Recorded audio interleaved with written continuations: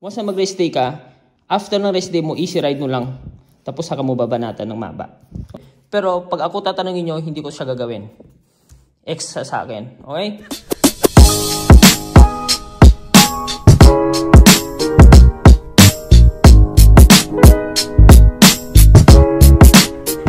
Good morning, good afternoon, and good evening mga boss kong kapadyak. It's me again, Ronald Vision, and welcome back to the channel. So, for today's video, magbibigay ako ng training tips kung paano pinakamadaling ensayo para ma-improve ang ahon na skills nyo. At kung wala man kayo ahon, pwede nyo itong gagawin para magkaroon din kayo ng ahon na lakas for the race. Kasi marami kasing marami kasing pagkakaiba. Yung iba kasi cyclist gusto talaga mag-concentrate dun sa climb. Yung iba naman wala naman sila pakialam sa climb. Mas gusto nila yung criterium race. Pero kung gusto nyo mag-tour, so imposible na hindi kayo mag-ensayo ng training for climb kasi halos 80% ng route ng rota ng ronda is puro climb. So kung wala kang climb, walang mangyayari sa'yo. So pwede naman wala kang climb, hindi ka talaga malakas umahon. At least nag-ensayo ka sa ahon kasi para ma-survive mo yung stage na race para sa buong tour. So magbibigay ako kung paano ako mag-ensayo. Pinakamadali itong na ensayo, pinaka-shortcut para mag-improve at ma-develop yung sarili mo sa climb. Okay? So gagawin nyo to mga boss is every week.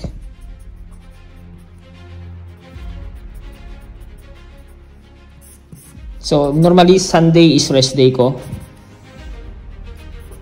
Monday, easy ride. Tuesday, ito yung long ride ko. Wednesday, easy ride. Thursday, long ride ulit. Friday ko is easy ride. Saturday ko, dito ko gagawin ang training for climb. Kung paano ko ma-improve yung training ko mismo. Kasi pag hindi ko ginagawa to yung training dito, ang level ng climb ko compared dun sa iba is halos parehas lang. Halos level lang kami. So, ginagawa ko to every once a week. Once a week mo lang gagawin kung ang race mo naman is hindi naman ganun ka grabe. Pero kung grabe ang awunin nyo for the race, so pinapasok ko siya isa sa Tuesday saka isa sa Saturday. Okay? Pero yung Thursday ko long ride pa rin. So, 2 beses ko siya ginagawa. Inahabaan ko siya. Itong long ride ko to, kung normally kung twice a week ako naglo-long ride. For example, nasa 120 ako rito, tapos 160 ako rito. Ang ginagawa ko, pag nag-ensayo ako rito, same ng Saturday, na para sa climb, inahabaan ko to, ginagawa kong 200 or 240. Okay? Pero, dito sa between ng Tuesday at Thursday mo, easy ride mo lang talaga to. 1 hour is good na. Yung gearing nyo is light lang. So, kung naka-compact kayo is 34 by 21 lang. Tapos kung naka-standard kayo is 39 or 38 by 21. Easy ride lang mga boss. So, kumbaga, pang loosening lang kasi dito, makakaramdam ng stress ang muscle nyo rito sa legs, dito sa Tuesday nyo. Kaya kailangan nyo siya i-loosen up dito sa Wednesday. Okay? Thursday nyo, banatan nyo na mahaba. So, ang speed nito sa akin, pag naglo-long ride kasi ako, minimum of 30 kph lang ako. Maximum of 35 kph. Basta sa mahaba. Kung babanat ka ng 200, 30 kph lang. Kung maiksi naman, gawin mo 35 kph. Okay? Good. So, Saturday ko, dito ginagawa ang training for climb. Tapos, Sunday ko is rest day. Every week, nag-rest day ako ng Sunday. Ito Sunday rito, rest day. Para Monday ko, easy ride ako. Once na mag-rest day ka, after ng rest day mo, easy ride mo lang. Tapos saka mo babanatan ng maba. Okay? Good. So ito yung gagawin nyo every Saturday. Yung first climb mo, ito yung warm-up climb nyo. Warm-up climb, yung gearing nyo pag compact kayo is 34 by 21 lang. Or 23. Warm up lang Pag standard kayo is 38 or 39 by 21 or 23. Okay? Ito yung unang climb na gagawin nyo. Ginagawa ko kasi ito sa Antipolo or sa Teresa. Ngayon, kung sa norte kayo nakatira or Pangasinan, pag ginagawa ko to, pag nagbe-base ako sa Urdaneta City, dun sa bahay ni Commander, ginagawa ko siya nito sa Marcos Highway. Hindi ko siya ginagawa sa Quezon, saka hindi ko siya ginagawa sa Naguilian kasi masyado malayo para sa Urdaneta. So Marcos Highway ko siya. Simula lang dun sa baba, sa may yung mga nagkikikil ng mga kahoy doon. Doon ko siya nag-i-start hanggang sa ulo ni Marcos. Tapos balik. Ganun lang. Hanggang doon lang ako na ulo ni Marcos. Simula doon sa may mga nagkikikil ba yun? Ano tawag doon? Yung mga kahoy. Mga parang statue. Or ano. Doon lang. Second climb. Second climb nyo, ito gawin yung race pace. Yung gearing nyo pag compact kayo is 34 by 17. Compact. Standard ka naman is 38 or 39 by 17 standard. So ito boss, race pace to, takbong karera. Mataas heart rate, mataas yung cadence. Mataas heart rate, mataas yung cadence. Okay? So third climb, ito yung strength training ko. Dito ko siya ginagawa. Ang gear ko, dahil compact ako, so normally ang gear ko is 50 by 14 or by 15 compact. Okay? Pag sa standard ka naman, 52 or 53 by 14 or by 15 sa standard. Boss, yung gear, reason kung bakit ito yung gear ko, kasi pag nag-11 ako, nag-gear ako ng 11, masyado matigas. So, hindi ko siya kayang sipaan. Na-try ko na siya yung 11 dati. Kasi, may nagturo din sa akin na mas mabigat daw sa strength training, mas maganda. So, hindi kaya ng tuhod ko. Kaya ng muscle, pero ang problema, yung tuhod ko, mga boss, sumakit kasi yung tuhod ko eh. Dalawang tuhod ko sumakit dahil sa ganitong gear. Tapos, sobrang bagal na sobrang tigas. Hindi na siya advisable para sa akin. Pero kung kayo, kung matibay tuhod nyo, go ahead sa 11. Pero, pag ako tatanungin nyo, hindi ko siya gagawin. Extra sa akin. Okay? Ang climb nito, simula sa baba, kung sa taga Manila kayo, San Tipolo, ako siya ginagawa, o Teresa. Palagay ko, lagi ko siya ginagawa San Tipolo kasi mas malapit sa bahay ko. San Mateo kasi ako nakatira. So, ginagawa ko nito, simula sa baba, ng Tipolo, di ba parang may yung palas dyan sa ano, tapos bola golf, tapos may recover niya sa gitna, may school ng Lasal, tapos ako ng pinakatuktok sa Paddy's Point. Hanggang Paddy's Point lang ako. Pagdating ng Paddy's Point, U-turn ako. Ang lusong ko, ginagawa ko siyang recover hanggang dito ulit sa start ng umpisa. Okay, doon lang pabalik-balik lang. Ang fourth ko na climb, ito yung parang pinakalusining ko ulit. Kung anong ginawa ko dito sa warm-up climb, yun din ang gagawin ko. Okay, so kung anong dito ang gear ko, sa first climb, copy-paste mo lang, papunta dito sa fourth climb. Gets? Tapos sa pang-fifth na climb nyo, same lang din ang gagawin nyo. Copy-paste. Yung second climb na gear, 34 by 14, 38 o 39 by 17, o 17 sa compact, ganun din sa standard. Race pace lagi, okay? Sa 6th climb mo, same lang din. Kung anong gearing ko rito at ginawa mo, same lang. Copy-paste nyo lang. Tapos sa 7th climb nyo, same lang din sa ginawa nyo sa first climb, okay?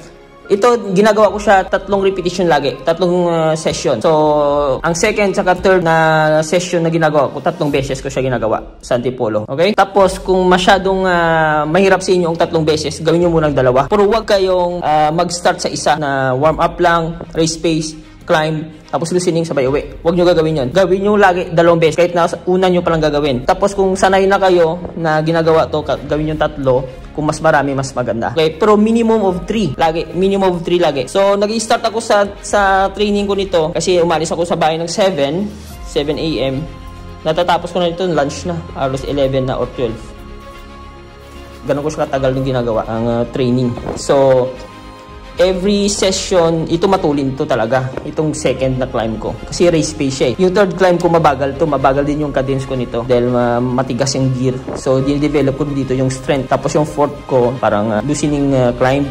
Light gear lang din. Same lang din sa first climb ko. Ganun lang ang laging session mga boss. So, ito, tested ko na to. Na ginagawa ko sa mahabang panahon. So, binibigay ko to sa inyo para makatulong man lang ako sa inyo kahit paano. Dahil baka hindi nyo alam kung... Kasi yung karamitan kasi ng iba, sa umahon ka, okay na. So, kahit ako naman, kahit umahon ako araw-araw, wala man lang ako may sinusundang program na tulad nito, hindi rin mag-develop yung training. Ang climbing skills ko kung wala akong may sinusundan na training. So, kung ahon ka lang na ganito lagi yung gear, walang mangyayari sa'yo.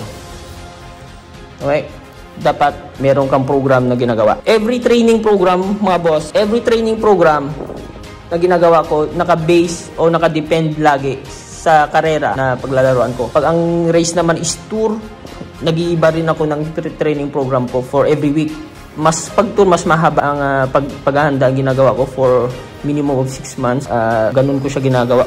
Masyadong mahaba. Kasi yung 2 buwan, ginagawa ko siyang base training. Pero, ito lang susundin nyo, boss. Ito kasi, ang training na binigay ko sa inyo, ito yung kung paano nyo pinakamabilis na ma-improve yung sarili nyo sa climb. So, ito lang ang ginagawa ko every week, once a week every Saturday. Pero kung matindi yung pinaghahandaan yung race, mga 4 na araw na tour, so gawin yung 2 beses ang training na to, Tuesday at Saturday. Nakadepend lagi ang program na ginagawa ko sa race or sa event na lalaruan ko, mga boss. So kung ang race nito is tour, nag-iiba ako ng day o program na ginagawa sa every week, Monday, Tuesday, Wednesday, Thursday, Friday. Kung ang lalaruan ko naman is puro criterium race lang, nag-iiba rin ako ng training program na ginagawa every week.